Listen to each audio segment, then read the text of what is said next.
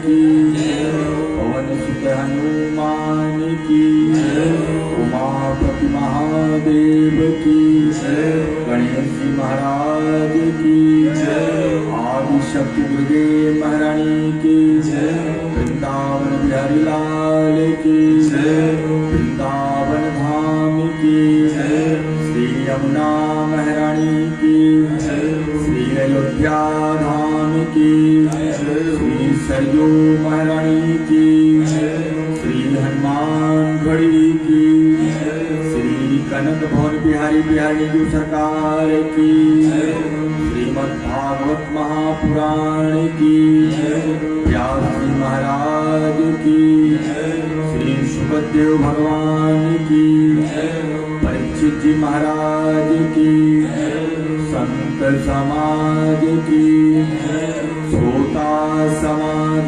की, नगर बस्ती की, ग्राम देवता की, कुल देवता की, आज के आनंद की, जय जय श्री राधे, जय जय श्री राधे, जय जय श्री राधे श्याम। परम मंगल में परात्पर अकाल करुणा वाले भक्त वांछित कल्पतरु श्री तड़ित वृंदित पीतांबरधारी श्री बाल कृष्ण लाल की वांगमयी प्रतिमूर्ति श्रीमद् भागवत महापुराण नैमिषारण्य के पवित्र पावन भूमि पर श्री सूत जी महाराज 88,000 ऋषि मुनियों के साथ विराजमान हैं और वहीं पर गंगा महारानी हर हर की ध्वन करती हुई बड़ी वेग से प्रवाहित हो रही है। उसी स्थान पर व्यास नंदन श्री सुखदेव भगवान उच्च आसन पर आसीन है और उन्हीं के समक्ष करवट नतमस्तक होकर बैठे श्री परीक्षित जी महाराज, जिनके दो प्रश्न, पहला जिसकी मृत्यु समीप हो उस जीव का क्या कर्तव्य होता है और दूसरा एक जीव मात्र का क्या कर्तव्य है। इन दोनों प्रश्नों के उत्तर में श्री सुखदेव भगवान श्रीमद् भागवत महापुराण की कथा श्रवण करा रहे हैं। सुखदेव भगवान परीक्षित जी की तरफ देख रहे हैं। परीक्षित जी तो नेत्र बंद किए बैठे हैं, क्योंकि परीक्षित जी को कथा में बड़ा आनंद आ रहा है। और अब तो और आनंद, क्योंकि भगवान की बाल लीला की कथा प्रारंभ हुई है। नेत्र बंद किए हैं, चेहरे से प्रकाश निकल रहा है और उसी समय सुखदेव भगवान परीक्षित जी से कहते हैं, राजन मैं देख रहा हूं आज 5वां दिवस है और 5 दिन से आपने तो ना तो खाया है और ना तो कुछ पिया है और अनवरत इस प्रकार कथा सुनते जा रहे हैं। हे राधे, मेरी इच्छा है कि आप जाएं, कम से कम जल तो पी ले। जाइए, मैं थोड़ी देर कथा को विराम करता हूं, आप जाइए जल पी कर आइए। और जैसे ही जल की बात परीक्षित जी सुने, कहते हैं परीक्षित जी की आंखों में आंसू आ गए, रो पड़े। परीक्षित जी ने कहा, गुरुवर ये जल ही तो मेरे मौत का कारण बना। अगर मुझे प्यास नहीं लगती तो मैं एक ऋषि का अपराध नहीं करता, और अपराध नहीं होता तो श्राप मुझे नहीं मिलता। लेकिन जो होता है अच्छा ही होता है, और अगर मुझे श्राप नहीं मिलता तो आज आपके मुखार बिंदु के द्वारा मुझे ये कथा का रसास्वादन भी नहीं मिल पाता। हे गुरुवर, बस आप इसी प्रकार कथा सुनाते रहें और मैं कथा रूपी अमृत का पान कर रहा हूं और मैं पूर्ण रूप से तृप्त हो रहा हूं। सुखदेव स्वामी जब सुने हैं बहुत प्रसन्न हुए। क्योंकि होता है ना, जब श्रोता वक्ता के अनुकूल होता है तो कथा कहने में भी अच्छा लगता है। सुखदेव स्वामी बहुत प्रसन्न हुए और सुखदेव स्वामी कथा प्रारंभ करते हैं। ये राजा हमारे श्याम सुंदर गोकुल नगरी में आ चुके हैं और गोकुल नगरी में बड़ा आनंद है, बड़ा धूमधाम है। नंद उत्सव मनाया जा रहा है। नंद उत्सव आज नंद जी का तो खुशी का ठिकाना नहीं रहा। नंद जी आज स्वयं अपने आप को श्रृंगार कर रहे हैं। या तो नंद जी अपने विवाह में श्रृंगार किए थे या तो अब कर रहे हैं। बालक के जन्मोत्सव, सुंदर सुंदर वस्त्र पहने हैं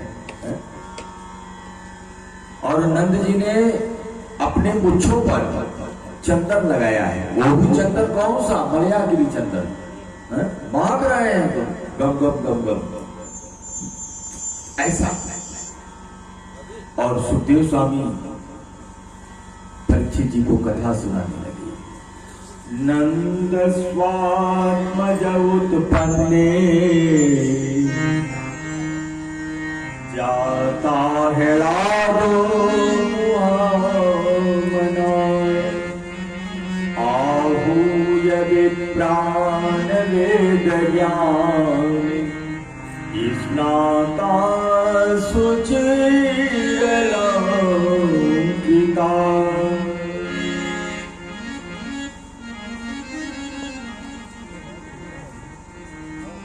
बड़ी सुंदर नंद उत्सव मनाया जा रहा है।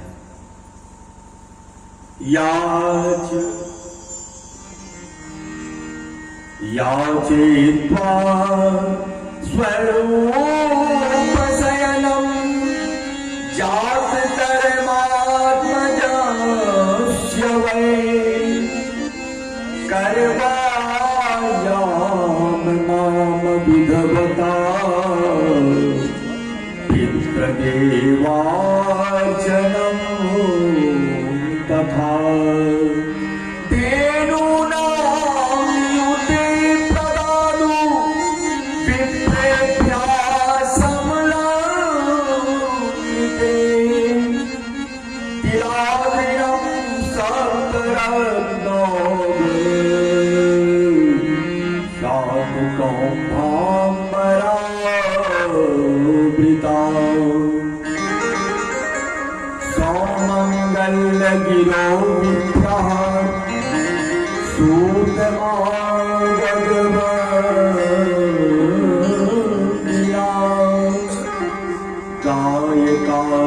जगुर नदी भेजो बुद्धू भयो।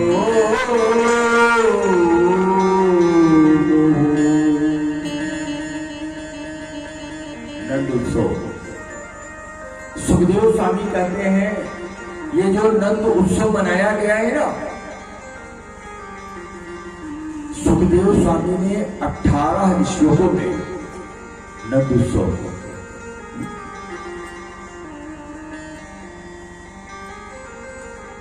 नंद जी बहुत प्रसन्न है और कहते हैं ब्राह्मण लोगों का तांता लग गया। एक एक करके सभा रहे, स्वस्तिक वाचन इत्यादि शुरू हुआ है। नंद जी ने गौदान किया है। गौदान क्योंकि नंद जी के यहाँ गायों की कमी नहीं थी, 9 लाख गायें थी और गौदान कर रहे हैं। कैसे?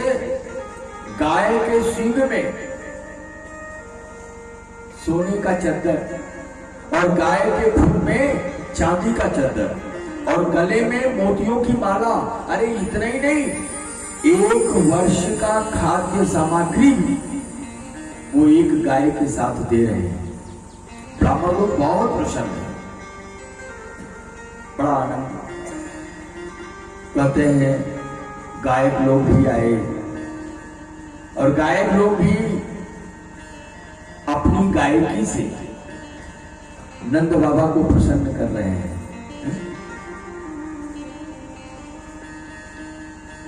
आज नंद द्वारे बधैया बाजे, आज नंद द्वारे बधैया बाजे, आज नंद द्वारे बधैया बाजे,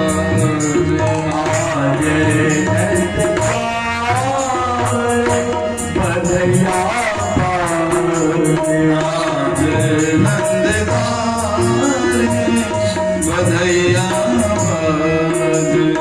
नंद द्वारे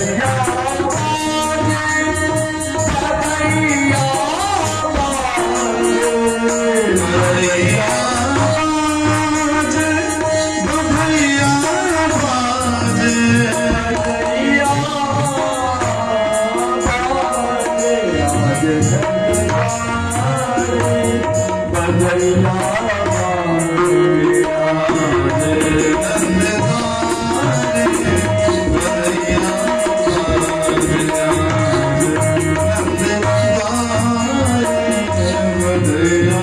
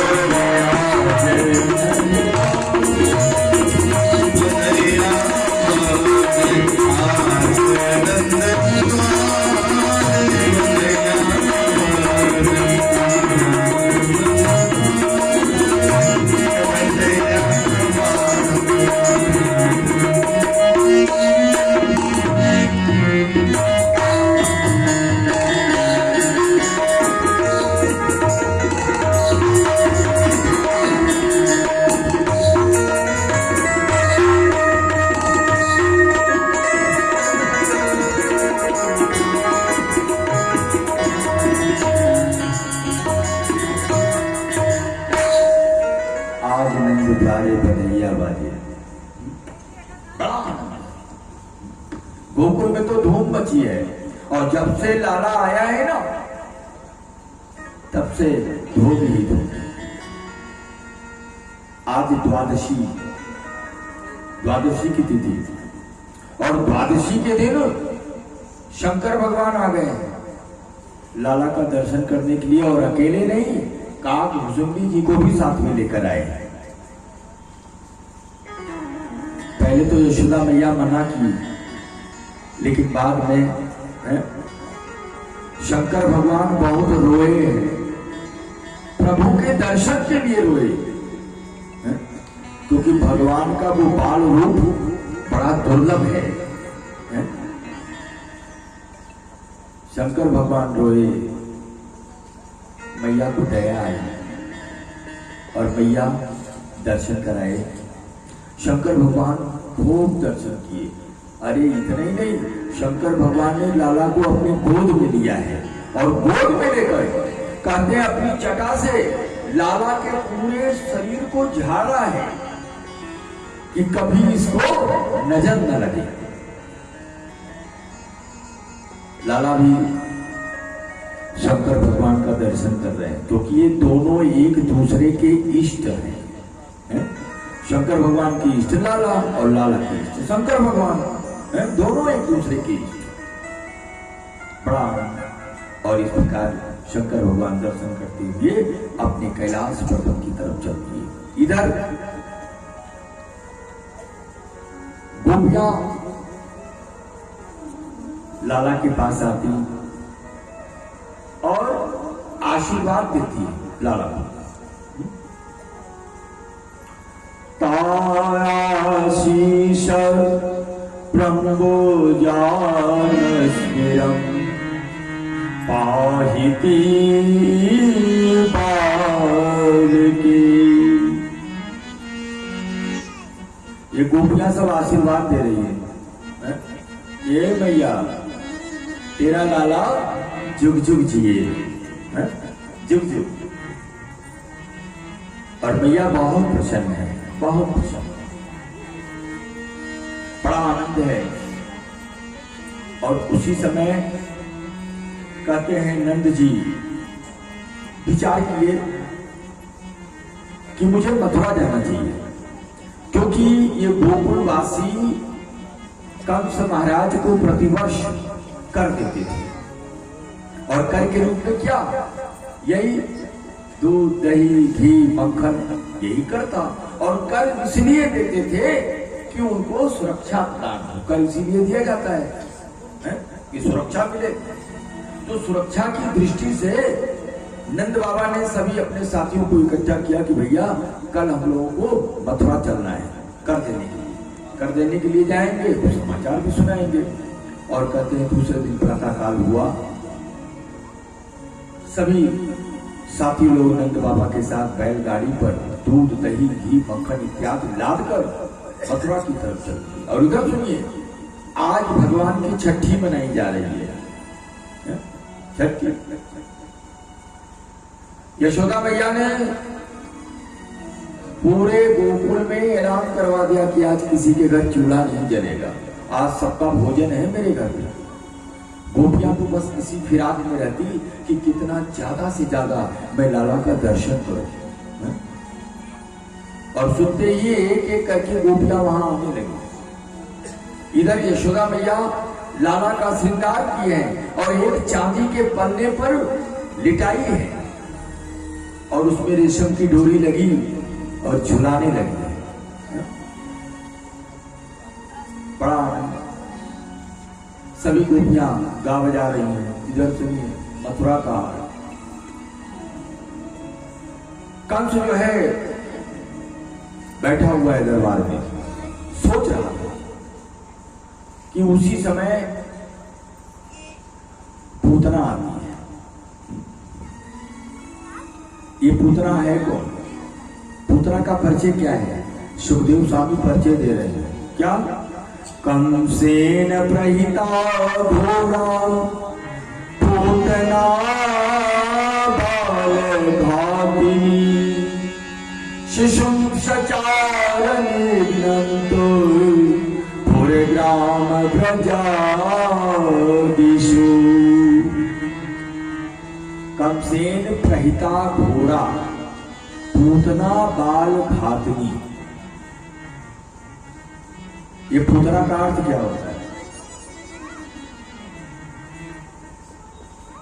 पू माने होता है पवित्र, ना माने नहीं। जो पवित्र ना हो वही पूतना। और पूतना का काम क्या है? ये बाल घातनी है, छोटे छोटे बच्चों को मारकर रक्तपान करती है। शिशुम सचार निगनंती पूरे ग्राम ब्रजादिषु। हाँ? ये आकाशगामी है पुत्रा, आकाश में चलने वाली पुतना आई है और कंस को प्रणाम की और बोली, महाराज क्या बात है, आपके चेहरे पर उदासी। कंस पूरी बात बताया है, क्या बताऊं। जब से मैंने आकाशवाणी सुनी है ना कि 8वां संतान, और वो भी देवी के द्वारा, मैं ये भी सुना कि मुझे मारने वाला गोकुल में जन्म ले चुका है। बस तब से मैं परेशान हूं, क्या करूं। पुतना हंसी है। पुतना ने कहा, महाराज आप चिंता क्यों करते हैं, आपको मालूम नहीं कि मेरा काम क्या है। अरे मैं छोटे छोटे बच्चे को मार कर रक्तपान करती हूँ, आप चिंता मत करिए। 6 महीने के अंदर जितने भी गोकुल में बच्चे उगे रहे होंगे मैं सबको मार दूंगा, आप चिंता क्यों करते हैं। और ऐसा मैंने विचार करके तुरंत जो है पुत्रा चलती है। इधर सुनिए, नंद जी अपने साथियों के साथ मथुरा आए और कंस के दरबार में जैसे ही पहुंचे ना, तो कंस तो बैठा हुआ था सिंहासन पर। नंद जी बहुत प्रसन्न है, प्रणाम किए। कंस ने कहा, अरे नंद जी क्या बात है, मैं देख रहा हूं आपके चेहरे पर प्रसन्नता, कोई समाचार है तो सुनो। नंद जी ने कहा, महाराज वैसे तो समाचार भी था और आपको कर भी देना था, तो मैंने सोचा चलो दोनों काम एक साथ कर दो, कर भी दे दूंगा और समाचार भी।